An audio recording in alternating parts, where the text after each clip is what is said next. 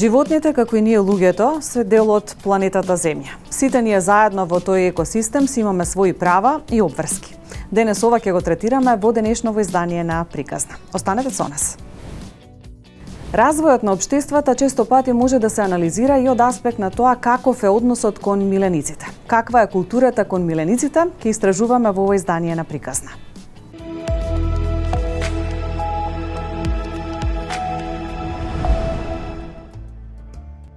Пред вдомување на домашен миленик морате да знаете дека со вдомувањето на домашниот миленик преземате одговорност и обврски кон тоа животно, а не само задоволство.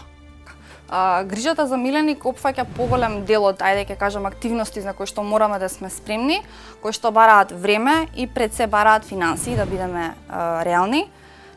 Прво мора да сме информирани и да сме едуцирани колку од активностите се за таа раса или ќе кажеме за таа големина на куќа. Кај кажеме да помало куќе носи помалку одговорности, да, ама на пример поголемо куќе треба повеќе да бидеш активен и да го шеташ поише. Тоа е прво пред се. Треба да знаеш добар ветеринар на кој што треба да го однесеш, треба да знаеш места каде што треба да го шеташ, треба да си спремен да одвоиш време нормално за физички прошетки, треба да планираш секој пат ако заминеш, еве сега е сезона на одмори, ако заминеш на одмор каде да го оставиш, колку дена ќе те нема, да организираш храна, да организираш не дај Боже, ветеринар ако треба, ти требаат играчки, ти треба место за спиење. Во Македонија постои евиденција на миленици.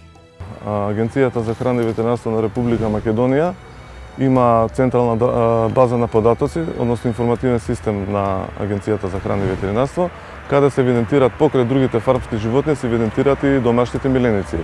Домашните миленици ги имаме во два модула и тоа едниот е за домашни миленици со сопственик и за бездомни кучиња, каде што се врши контролата на популација на кучиња преку општините.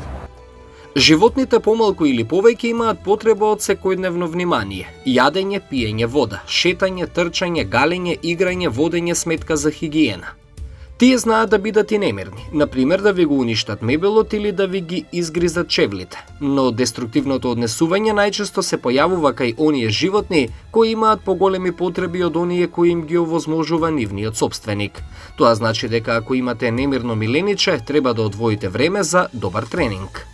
И многу ми е мило што во последно време гледам се повеќе и повеќе, па не само млади, туку и возрастни личности кои што доаѓаат спремни со информации и сакаат да се распрашаат какво куќе зимаат, таква храна зимаат, тоа им треба, играчки какви им требаат. Гледам дека се поише и поише се читаме и се информираме за тоа пред да земеме куќа. Секој треба да действува на хуман и грижлив начин кон животните. Одговорното сопствеништво на домашните миленици е регулирано преку законот, имаме и законски обврски, а и постојат и етички правила. Како прво, за да се биде добар одговорен сопственик, треба да се запрашаме дали од почеток дали имаме ние услови, дали имаме волја и дали имаме средства да ги чуваме тие домашни миленици во домот.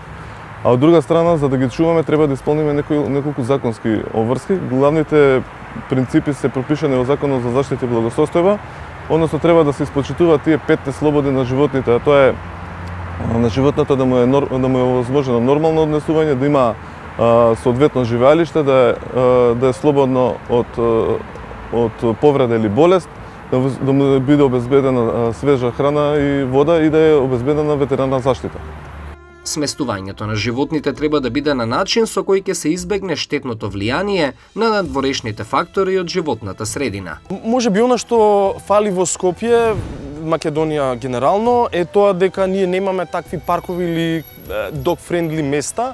Има некакви обиди, но голем дел на популацијата на кучиња домашни миленици во Скопје се уште не е социализирана како тоа е на запад. Да речеме сега луѓе патуваат и многу често ќе ви речат: абе да не ти се верува, кучево во шопинг мол влага, не лае, не реагира, абе кај нас и кучињава се други, нели?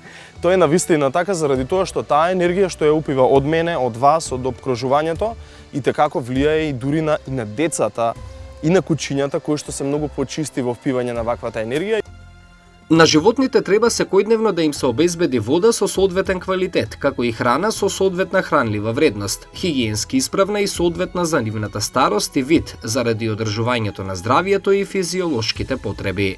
Кај љубителите на животни, грижењето за милениче има одличен смирувачки ефект врз нив и може да им го подобри менталното и физичкото здравје и социјалниот живот. Голем дел од центрите за рехабилитација, без оглед на тоа каков проблем е, дали се деца, адулти, дали се возрастни или дали се стари лица, и како животните добро влијаат на луѓето, тоа е веќе докажано, мислам дека и нема потреба многу да го коментираме. Мене ми е драго што се повеќе луѓе покажуваат однос на, поготово кон децата, да ги подготват или да ги спремат, што значи тоа понатаму живот со некаков домашен миленик, и мислам дека тој однос е и како променет од порано. Ако во наше време се зема желка хрчак, златна рибка за роден ден, па тоа не се водеше грижа, нели? Истуркавме на редот, помина роденденов, добро е.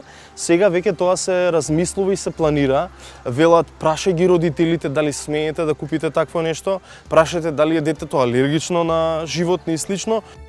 Ако никогаш не сте ги сакали животните, нема да ги почувствувате ни љубовта ни нивниот смирувачки ефект. Внимателно одберете милениче од видот кој најмногу соодветствува на вашиот стил на живење. Размислете дали ќе можете да му обезбедите соодветна храна, вода, живеалиште, грижа за здравјето и социјална и емоционална нега, односно дружба. Веројатно во последниве неколку години, особено после пандемијата, голем дел од луѓето, веројатно затворени по дома, пробаат да си го збогатат животот со домашен миленик. И мислам дека стануваат се поодговорни на таа тема. Може би самото општество ги притиска и ги насочува на тоа. Да речеме, вие ако одлучите јавен транспорт или може би патување во некоја земја со миленик, секогаш сега веќе гледаат дали е тоа pet friendly, дали е дозволено, дали не е дозволено, дали можат да влезат некаде во продавница да пазарат и каде би го оставиле на куќето кога одат на одмори. Значи мислам дека станаа поодговорни по тоа прашање и дефинитивно бројот на миленици во последниве неколку години е и така зголемен, особено на куќиња, кои што веројатно беа добра причина за да проведат што повеќе време во природа. Водете сметка за тоа колку трае животниот век на миленичето, што зависи не само од неговиот вид, туку и расата на која припаѓа. Мислам дека многу, да речеме многу порано, пред некои 20 на години, кога може би започнав со таа јавна кампања за чување, пропагирање на чување домашни миленици, веројатно бевме многу лимитирани со информациите, а и луѓето немаа навика да го проверуваат тоа на интернет претходно, за разлика од сега кога веќе имате луѓе кои што доаѓаат со една цел пакет на информации веќе спремни, точно знаат, фокусирани се што им треба. Веројатно интернетот во последниве години така како им помогна на тоа да се подковаат добро пред да земат миленика, и пак ќе речам, ограничените услови на живот и правилата во општеството веројатно налагаат на тоа да вие добро искалкулирате пред воопшто да тргнете во инвестиција, да двоите дел од вашиот буџет за домашно милениче, што навистина ми се допаѓа. Порано не беше тоа пример. Веројатно голем дел од расите на куќиња, можеби папагали, не ги ставаа воопшто во математика трошоците за одржување на животното, не ги калкулираа, не ги планираа во нивниот месечен буџет, за разлика од сега што веќе и на долгорочна стаза тоа и како се планира. Неопходно е да се обезбедат соодветни вежби, играчки и ментална стимулација. Тие се неопходни за неговиот нормален и здрав начин на живот.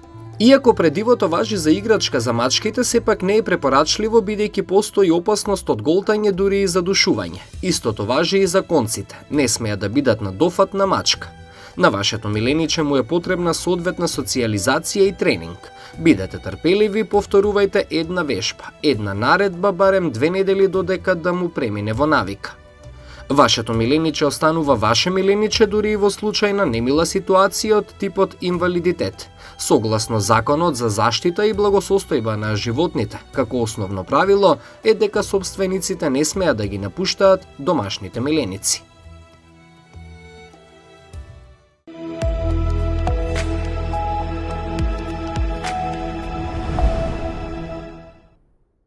Би сакала да почнеме со оној момент дека многумина се одлучуваат преку ноќ буквално да земат милениче, не знаејќи што се треба да следи. Што треба да знаеме кога носиме одлука за да земеме милениче? Да, многу е важно семејството или човекот кој што сака да земе миленик прво да е самиот свесен што всушност представува домашниот миленик, без разлика дали е куче, маче, папагало и така натаму, кои се неговите услови што треба да ги исполни. И сега доколку е мачка или куче, таму има повеќе видови на раси и секоја раса си има своји карактеристики, дали е големо, мало, активно, неактивно, контактибилно или не. Или ако се одлучи, дај Боже, да земе да вдоми миленик од лајка или од било кое друго прифатилиште во рамките на градот или државата, е убаво барем да се допраша до кои се навистина карактеристиките кои што тоа куче ги има и кои што ги забележиле луѓето кои што се грижат до тој момент за кучето. Затоа што не е sejedno ако се земе миленик кој што да речеме голем, кој што бара хиперактивност, а во ова ново време знаеме дека сите сме да речеме на работно време и до 5 до 6 часот, дор дојдеме дома, тоа куче дали има можност, дали е таков по карактер, по хабитус, дека наистина може да се е таков временски период дома или му треба подолго време да почесто да се прошета или да ја истроши енергијата некаде. Затоа е многу убаво да се консултираат со дресери на кучиња, со ветеринари, матечни од ветеринарото колку имаат некој избрано. Може да се обрати до кај нас во јавното претпријатие Лајка, во секој случај ќе ми излеземе во пресред и ќе му кажеме дали конкретната раса или која раса во зависност од нивните карактеристики и можности највеќе би им одговарале доколку се одлучат за расно куче, а доколку не, ние знаеме нашите кучиња какви се и можеме да им препорачаме. Кај нас се пополнуваат едни прашалници, во текот на прашалникот ние гледаме навистина какви услови има човекот за чување на миленик и доколку на пример се одлучил за 1, 2, 3 миленика кој што сака да направи контакт во рамките на јавното претпријатие, ние самите одлучуваме дали тие миленици се соодветни за условите кои што човекот ги има за чување на тој домашен миленик. Најчесто заради децата се одлучуваат родителите да земат миленици и во таа насока ме интересира кои се најчестите раси кои што ги бираат и дали следствено на тоа имаат услови, бидејќи има некои видови на кучиња, па дури и мачки кои што не се прилагодливи во некој стамбен простор кој што не им одговара. Да, најчестата грешка е тоа, кога се зема куче за да се задоволи желбата на детето. Затоа што да, детето треба да расте со куче, ние тоа го поздравуваме не само од гледна точка на психички и физички развој, туку и од гледна точка на здравствен развој, затоа што кучето кога е во контакт со помладата популација е доста го зајакнува имуниот систем на самото дете и е навистина убаво да се расте заедно со домашен миленик без разлика дали е куче или мачка.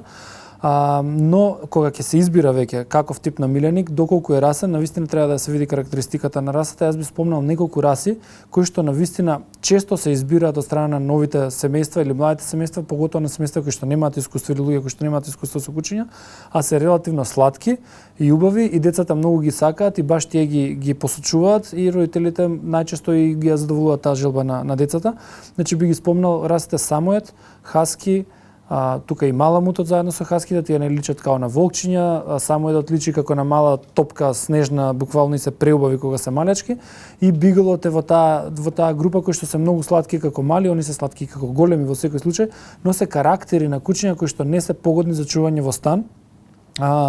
И не ги препорачуваме, поготово за луѓе кои што немаат искуство со дресура, поставување према домашниот миленик и начин на одгледување домашен миленик, затоа што доста често се случуваат тие миленици или во несоодветни услови да се чуваат, затоа што еве на пример хаскито, маламутот или некој таков тип на раса бараат почесто излегување надвор со многу подолги прошетки, а нашето време во текот на денот е релативно ограничено и навистина почнува кучето да застојува дома, почнува да вие, да лае, па ќе се скараме со комшиите, не може да го смириме и така натаму. И после тоа решението е прво се јавуваме породнини дали некој го сака, па најчесто на било кој само првиот што го сака го даваме и со намера дека утре ќе одиме ќе го гледаме и така натаму, и тоа верувајте дека многу ретко се случува тоа така да биде. После роднината ќе го земе, ќе го стави во двор, обично се оди во приградска населба или некаде кај што има двор, кога ќе почне да вијат конкретните раси на кучиња, повторно почнуваме со соседите да се докажуваме дали е така, не е така, и знаат кучињата најчесто и да завршат на улица. И во моментот во јавното претпријатие имаме околу 6 кучиња кои што се припадници на чистокрвни на овие раси на кучиња, кои што е навистина огромна бројка. Биглите, на пример, ако веќе се насочиме кон друга раса, биглите се се расе на куче кој што е хиперактивно, кој што бара многу енергија и тоа е ловечко куче.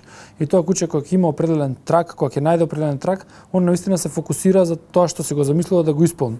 И доста често знаат да направат и белја во самиот дом, да искинат завеси и намешта и така натаму. И може да го кажам еден ексклузивен или многу интересен пример. Имавме клиенти, зашто јас сум и ветеринар и доаѓам од приватната струка, имавме еден бигл кој што помина преку гипс картон зид од една во друга соба во текот на денот.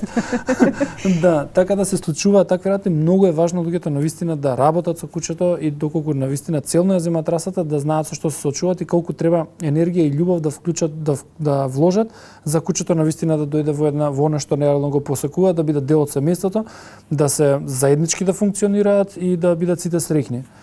Би сакала да го спомнеме и моментот на култура кон животните со оглед на тоа што еве имаме непознавања, а покажуваме емоции кон животните.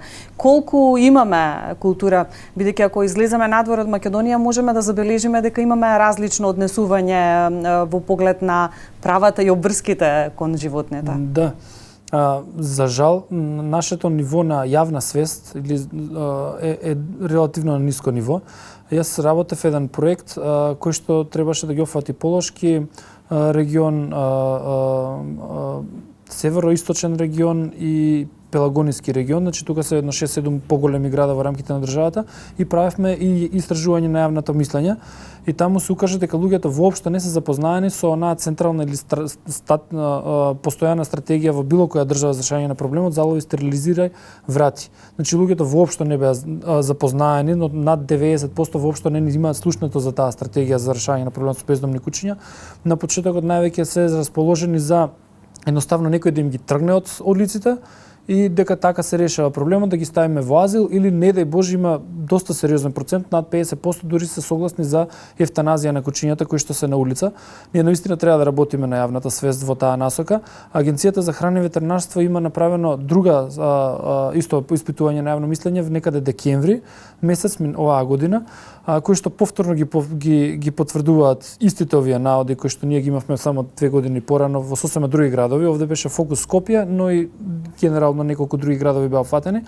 Така да јавната свест навистина треба да работиме силно за зголемување на јавната свест. Ние како јавно предпријатие Лајка по принцип не ни е првичната насока за развивање на јавната свест, туку ние треба навистина да работиме за намалување на уличната популација, но навистина ние не можеме да го лекуваме проблемот ако ние не го превенираме.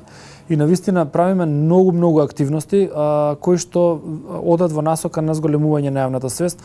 Нашата свест за жал се уште не е таква да ако веќе имаме куче дома, ако не дај Боже се спарили целно има поколение, ние треба навистина се погрижиме за тоа поколение да си дојде во вистински раце, односно да си проложи во солидно или соодветно семејство. Кај нас ако тоа не го решиме, главната работа е се фрлаат кучињата до месара, до пазар, до училиште. Тие ни се локациите. И исто така и го има и моментот кај што се мигрираат кучињата од град во град, ама тоа можеби повеќе го прават службите на конкретните градови, иако имаме бројни пријави и ги виделе луѓето и ги сликале и така натаму, сега немаме превземено, односно се немаат детектирано навистина по законски пат тоа да биде санкционирано. Повикани во решање, многу поповикани од нас како Лајка, се други институции за зголемување на јавната свест и за контрола. Тоа е Агенцијата за храна и ветеринарство, која што сметам дека мора да биде поактивна во овој момент. И исто така Министерството за внатрешни работи исто така надлежно за решавање или за контрола на популацијата на уличните кучиња, односно за контрола на домашните кучиња, дали се пуштаат, напуштени си и така натаму, и евентуално да се глобат луѓето кои што навистина ги пуштаат и се несоодветни.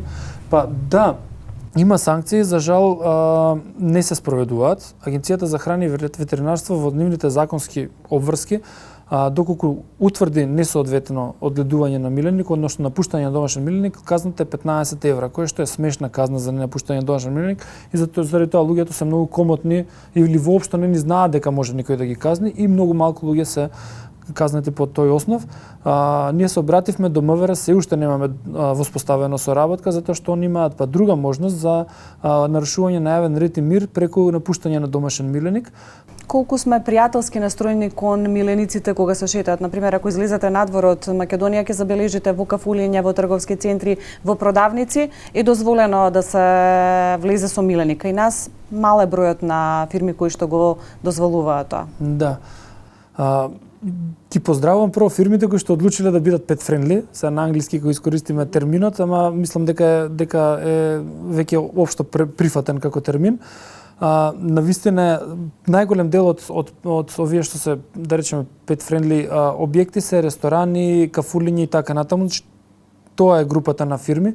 Јас навистина би упатил и до банките, до државните институции и така натаму, навистина да се отворат кон домашните миленици, затоа Има што банка која што Има банка, да, добро, да. јас извинувам да ја поздравиме банката, навистина не знам која. Еве сега пробавме да направиме некоја соработка со Кинотека на Македонија и тие си имаат декларирано дека се pet friendly, навистина треба да ги поздравиме како една од јавните институции. Убаво е да бидат самите фирми pet friendly, затоа што додека си го шеташ миленикот може да завршиш некоја друга работа, а не да треба да го стоиш пред врата па да се мислиш и така натаму. Би сакал да ја поздравам ЈСП како институција затоа што сега веќе презема мерки да прима во автобусите куќиња кои што се придружници на луѓе кои што имаат определен потреба, да речеме, од куќа придружник. Колку го користиме тој момент на куќа придружник? Идејата е одлична и навистина прво ги поздравам луѓето кои што сакаат да развиваат нешто во таа насока и ние како јавно предпријатие една од работите кои што сакаме во иднина или таргетот кај што сакаме да стигнеме е да развиеме и служба која што можеби ќе успееме да адресира ваков тип на куќиња. Веќе почнуваме да разговараме со соодветни кадри кои што би можеле да ни помогнат да не насочат во оваа насока и сметам дека во иднина би било многу убаво како град Скопје и како јавно предпријатие Лајка да овозможиме на определен број на граѓани да ги запознаеме и да имаат услуга од ваков тип на специјално куќа кој што е тренирано за оваа намена. Значи, тренирањето, дресирањето на ваков тип на куќа помошник, прво треба правилна селекција се направи, значи не е секој куќа дека може да биде куќа придружник. Од тука натаму куќето се дресира минимум 6 месеци за основните работи и до година и пол до 2 додека биде навистина обучено во зависност од потребите на граѓанинот.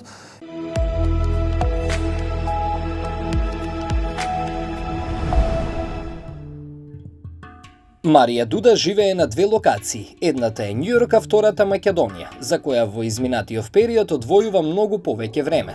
А причината за тоа е ранчот лоциран во селото Ранковце, на кој живее со цело семејство животни. Се започна 2020 кога почна ковид пандемијата. Јас дојдов од Америка и за неполни месеци поскршив нога јавајќи со мојот коњ, тогаш имав само еден коњ. И немав каде да вежбам, да бидам дел од физиотерапија, морав да го направам базенот за мене. И така почна едно животно, второ животно, трето животно. Јас веќе имав 3 кучиња претходно. Но бидејќи останав во Македонија за прв пат 2 години и ги гледаш на улица, стандард, мачиња, кучиња, коњи заглавени тука некаде или однесени за месо, пошто тука сме баш на планина со Србија сме комши и претежно ги превезуваат тука. Така да сите мои животни се со таква приказна, сите се извадени од некоја травматична приказна и претворени во ова што го вие гледате сега. Марија вели дека животот и се променил откако животните станале дел од нејзиното секојдневие. Па јас мислам дека со нив во последните 2 години се трансформирав буквално целосно кон подобро и сите тоа го потврдуваат. Јас сум лик што има темперамент, што има избувлив карактер и со нив научив да бидам смирена, да имам трпение, затоа што поготоа кога ќе земете животни кои што се дали со лишманија, дали со шуга, дали травматизирани коњи, вие мора да бидете трпеливи. Не може преку ној да се десат промени. Па така да и целата она убава страна што мене ми се случи со нив е баш поради тоа. И јас, знаеш како, сега бев во Америка после 2 години и 2 месеци во Македонија, немав отидено во Америка и бев како тотално нова личност нормално позитивно кон подобро и ми се допаѓа тоа како делуваат они и не би го заменила тоа за ништо. Треба да се биде внимателен и грижлив со животните, додава нашата соговорничка. Јас мислам дека мора да се почне од некаде. Ние тука во помалите или рурални средини и самиот знаеш дека во Македонија животните не се третираат на достоинствен начин. Јас се трудам секојдневно со примери, поготово и со видеа и на социјалните мрежи да алудирам кон обичниот граѓанин дека секој може да му даде парче храна или парче лепче на животно. Не секој може да вдоми, тоа е факт, но секој може да помогне. И сакам луѓето што ќе дојдат тука кај нас во The Countryside да бидат едуцирани затоа што сите се спасени, сите се со втора шанса и ние заслужуваме втора шанса нормално како личности, доколку сакаме да бидеме свесни и социјално одговорни суштества. Кози како спијат со кучиња, маче качено на конј. Тоа е секојдневната гледка во ранчот. Животните може да ја почувствуваат секоја позитивна или негативна вибрација кај човекот, лутината и се што ние го носиме во нас. Па затоа, тука добредојдени се само оние кои ги сакаат и разбираат животните. Да, на луѓето тоа им е интересно, но пак ќе кажам, тоа се зависи од колку внимание и љубов им е посветено на нив. Јас се трудам, кога ме праша каков е ритуалот, секојдневно, например, јас на сабајле околу 2 часа ми се потребни за нив. Без разлика што имам други обврски, тоа за нив ми е стандард со сите ритуали и нормално и навечер истото темпо со нив. Така да колку повеќе им посветувате внимание, толку повеќе ви возвраќаат со почит и со љубов.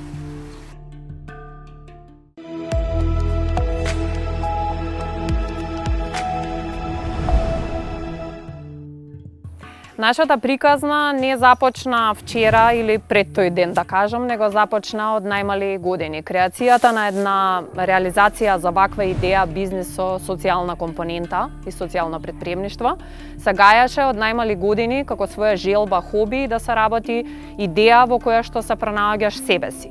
Реализацијата започна 2017 година, да кажам, основање, креирање на фирма и изработка на едно изработено од рециклирани материјали место за да се овозможи пет центар со што повеќе услужни единици за сопствениците, односно милениците на домашните сопственици. Најпрво ни беше се водевме од идејата, пошто сме љубители сопственици на домашни миленици, а посекогаш милениците кои што сме ги чувале за да ги називаме како домашни, биле оние кои што биле собрани од улица. Сега што можат да направат едни две млади девојки, една стартап бебе компанија, значи што може да креира и да основа за да може да помогне на оние кои што се бездомни, за да се приушти онаа мисија и цел од која што се водиме од почетокот до ден денес. Тоа значи отварање на сопствен приватен бизнис во кој што дел од профитот ќе го одделуваме за бездомните кучиња, дали преку финансиски средства, храна, медицинска помош и све останато. Разликата во тоа што се разликува овој пет центар, првиот единствен пет центар во Македонија кој што се основаше во 2017 година со компонента на европски елементи и правила според кои се водиме. Достапност на самите сопственици, односно промовирање на овој прототип модел кој што го отворивме на почеток како кафуле за миленици, каде што се доближивме до цела онаа публика, таргет група или граѓаните да дојдат кај нас дома, како што се вели она народно, и да го запознаат пет центарот, што значи, што би имале бенефити доколку би имале они миленици. Отварајќи ги услужните единици дел по дел, се менува идеите и компонентите во однос на тоа што беше потребата на граѓаните и на домашните миленици како сопственик што има потребно и заклучивме дека 24 часовната нега врз база на лица, стручен тим и обучен кој што е постојано со овие миленици е нешто кое што доста многу им треба за да се помогне на онаа компонента претходно што сме имале ке го оставам ке баба, дедо, пријател и ке замолам некој, нели тогаш тој се врзува со човекот кој што го оставаме.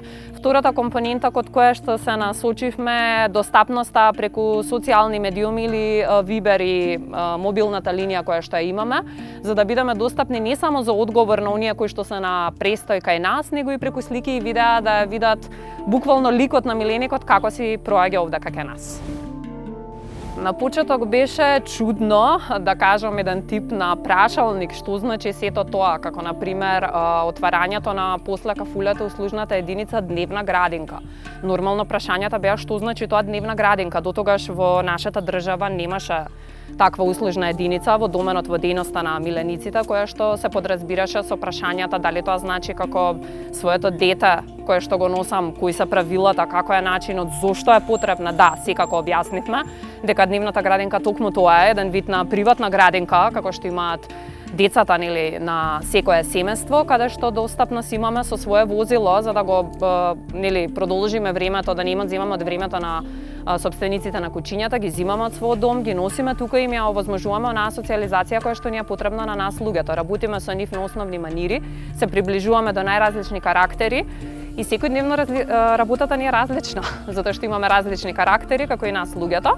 Поголемата тешкотија е што работиме со невербална комуникација, односно читаме од нивната фацијална експресија и карактерите или формулари кои што ни се воведени за пополнување на карактеристики да сопственикот не запознае. И понатамо делот на гајањето на фризерскиот салон, тренинг центарот, хотелот, нели, беше веќе што нешто постоело и слушнале луѓето, али концептот на работата, креираноста на просторот, секако да, до ден денес е прифатена, меѓутоа прво како што кажав, на гости ке нас за да видиме како изгледа сето тоа.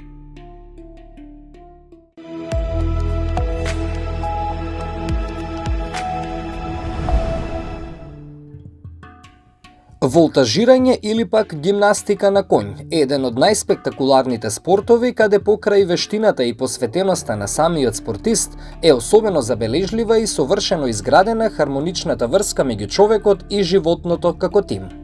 Дојдов во допир со коњите преку пријател на мајка ми и татко ми, португалец што имаше коњи тука во Македонија. Накај 2,5 години почнав, прв пат се качев на коњ и после тоа почнав да јавам и почнав и гимнастика и балет да вежбам и потоа од тоа измешав од гимнастиката, почнав и волтажирање од тоа што од коњите понатаму тргнав со волтажирање. Ова е 13-годишната македонка Ангелина Булеска, единствена на Балканот што тренира волтажирање. Иако кај нас не постои клуб каде може да се практикува волтажирање, тоа не ја спречува да се занимава со овој спорт. Во Македонија кога тренирам вежбам гимнастика и кардио за сила, такви вежби за да останам во форма. Во Холандија во еден клуб Девитегейт, таму вежбам, одиме на секој неколку месеци, една недела останувам и таму вежбам на коњ, бидејќи тука нема коњ и тренер за волтажирање. Волтажерот мора да воспостави рамнотежа, ритам и координација, а исто така е важно да има доверба во коњот, раскажува Булеска. Спортов го има индивидуални, може во двојка да се вежба и може како група, сквот, тоа е 6-7 мина души. Мора да знаеш со животни, и да можеш со коњот да останеш подолго, бидејќи голем дел од спортот е доверба во коњот. Оти 50% од спортот е коњот. Тоа е тоа што на него вежбаш. Желбата на Ангелина е што повеќе луѓе да дознаат за овој спорт кај нас, бидејќи ретко се практикува на овие простори. Нејзините цели се високи, а нејзината упорност и истрајност пример и мотивација за секој млад човек. Во последниот период се соочивме и со еден негативен тренд – чување на животни кои што не се дозволени да бидат миленици. Што друго истражуваме во ова издание на Приказна, погледнете во овој момент.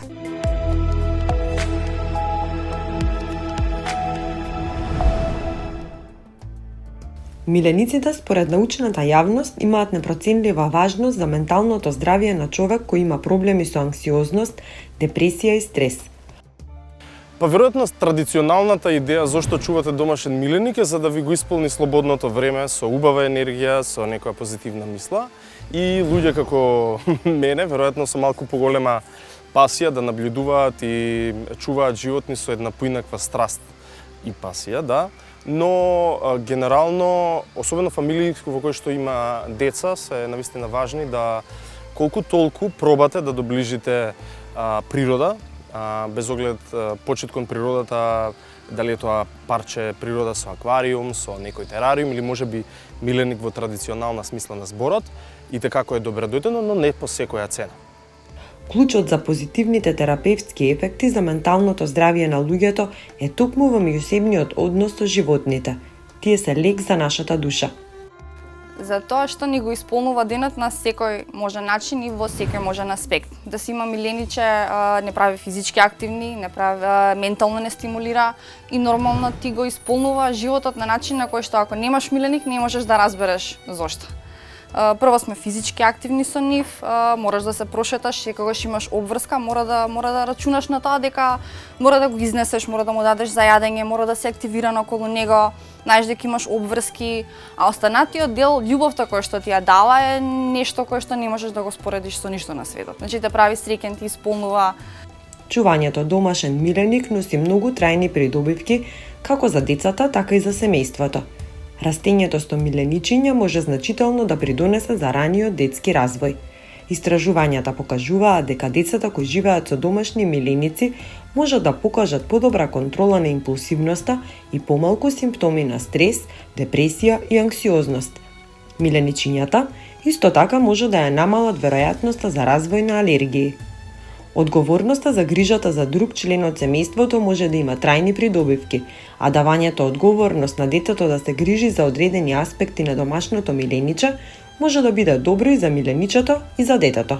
Обврските се состојат во исхрана, лекување и хигиена, како и обезбедување на соодветни животни услови што се потребни за тој вид на домашен миленик. Секако, задоволството е љубовта кон тоа домашно милениче.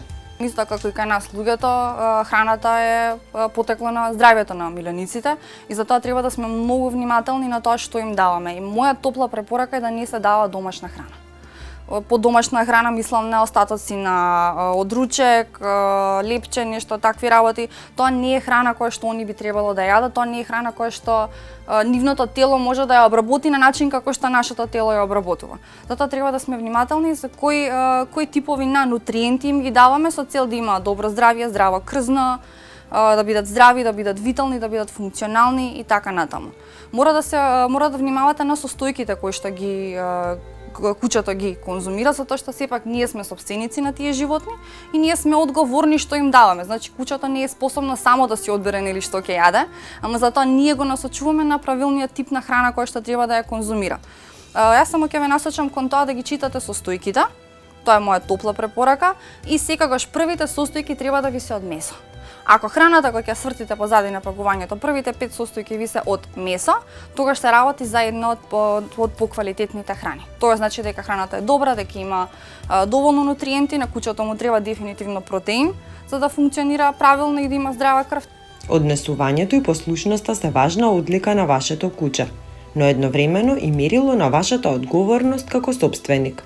Многу луѓе денес ги водат своите миленици со себе каде и да одат. Не знам дали сме доволно pet friendly, мислам дека би можеле да бидеме поише.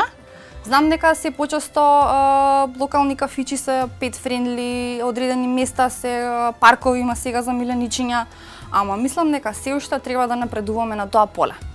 Дефинитивно има простор, например, во странство, знаеме дека во молови може да се отидат со милениците, знаеме дека можеш во било која продавница, во аптека секаде да влезеш, ама тоа мислам дека е работа од две страни. Колку треба и како места да се напреднат да бидат pet friendly, толку и ние треба да работиме на куќињата за да може да бидат навикнати на таков тип на атмосфера.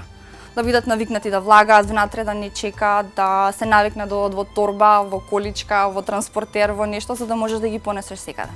Кога куќето прави нешто погрешно или не се однесува добро, не го поддржувајте во неговото однесување.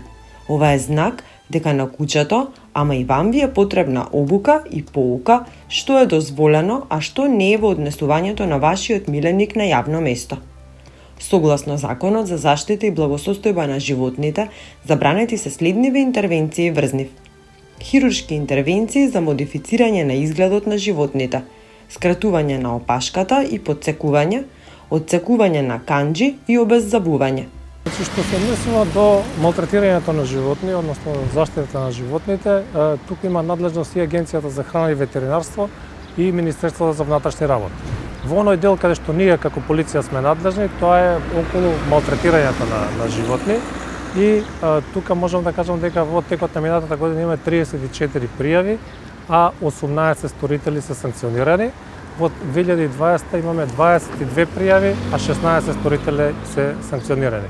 И тука можам да кажам дека казните се од парична до 6 месеци затвор во зависност нели од прекршокот. За останатите дела тука е надлежна Агенцијата за храна и ветеринарство. Домашните миленици може да се користат за рекламирање, изложби, спортски надпревари и слични настани, доколку организаторот ги исполнил основните услови за избегнување штетни влијанија кон животните и доколку здравјето и благосостојбата на животните не се доведени во прашање. Пред неколку години Агенцијата за храна и ветеринарство спроведе една стратегија за благосостојба на животните, каде што алоциравме доста голем проблем е контролата на популации, бездомната популација на кучиња во урбаните средини. Како главна компонента е идентификацијата на домашни миленици како потикнување на одговорното сопствеништво. За таа цел агенцијата набави 100.000 микрочипови за идентификација бесплатни што беа наменети за сопственички кучиња. Беа аплицирани на сопственички кучиња. До овој момент во базата имаме внесено над 100.000 кучиња и околу 6.000 мачки. А дел од микрочиповите беа распределени на општините преку прифатилишта да бидат евидентирани бездомните кучиња. До овој момент, од кога функционира модулот уназад една година, имаме околу 3.300 кучиња внесено во системот. Сведоци сме дека вакви дела се случуваат, а не само тоа, сведоци сме дека еве и ова што го имаме како кучиња скитници нели во градовите, тоа се кучиња кои што некој ги оставил на улица. Нели, се разбира, ние мора да влијаеме врз лицата, врз луѓето за да не ги прават тие работи, на тој начин фактички да ги заштитиме животните. Сопствениците на кучиња треба на влезната врата во дворот на видливо место да испечатат и да постават табло со која недвосмислено се укажува на присуство на куче, без разлика дали кучето или кучињата чиј е сопственик се опасни или не. Кучињата кога се на јавно место треба да бидат врзани на поводник, освен кога се на јавни места каде е дозволено кучињата слободно да се движат во придружба на нивните сопственици. Кучињата кои може да представуваат опасност за луѓето и за животните се прегласуваат за опасни кучиња и се внесуваат во регистарот на опасни кучиња.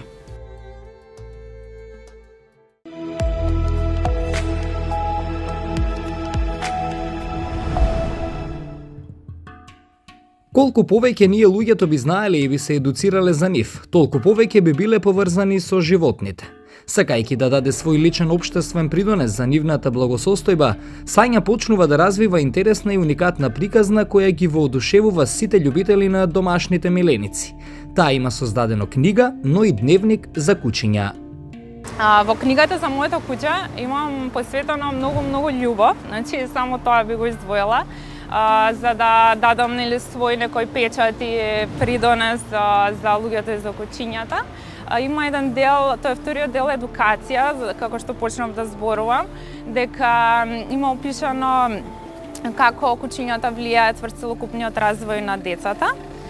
Исто така има и дел за говорот на кучињата, каде што имам опишано колку значи да ја познаваме комуникацијата на кучето за да може нели полесно да комуницираме со него. Позициите на спиење, изрази на лица и слично, како и 10 основни тренинг команди и чекор по чекор совети како најлесно да може да ги совладаат кучињата и предлог игри за ментална стимулација кои што се многу потребни за кучето. Книгата за кучиња е поделена во два дела, со неколку интересни и потребни содржини. Идејата е целата за да се запомни животот на милиникот, затоа што за жал не живеат долго нашите милиници, а целата ова идеја за оваа книга воопшто настана од своја лична потреба, тоа што имам 2-годишно девојче и 12-годишно куче. Имав преголема потреба да го запомни некако кучето нешто повеќе од слики. И затоа го изработив споменарот во нејзин терк за онам понатака да го чита и да биде интересно. Ама ми фалеше дел едукација каде што не само нејзин, туку ќе посветам едукација и за сите останати што ќе ја читат, како нели да живеат поквалитетно со кучиња. Тоа е целата идеја и мисијата е да шириме сите заеднички љубов кон кучињата затоа што ќе ни се врати многократно. Тренинг командите и менталната стимулација се многу важни за домашните миленици, бидејќи колку повеќе внимание обрнуваме на овие нешта, тогаш многу се помали шансите да се појави деструктивно однесување кај нив, додава Сања. Првиот дел од книгата за моето куче е споменар, односно дневник, каде што може да се бележи буквално целиот живот на кучето, со зборови и со слики, има страница за отпечаток од чепата и отпечаток од раката на човекот.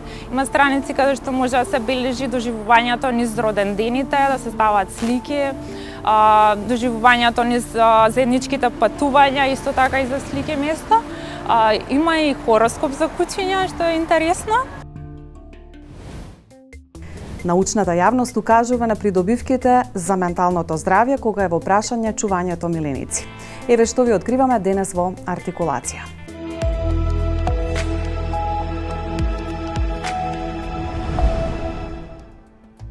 Што може да научиме од животните? Како да се радуваме на малите работи? Собствениците на кучињата се соочиле со радост со која се дочекани од своите миленици, па дури и кога ги нема во интервалот неколку минути. Кучињата го живеат мигот, затоа постојано се радуваат. Рибите се одличен избор за прв домашен миленик, особено ако немате многу време. Децата ги сакаат и брзо со нив се навикнуваат на обврски и животни.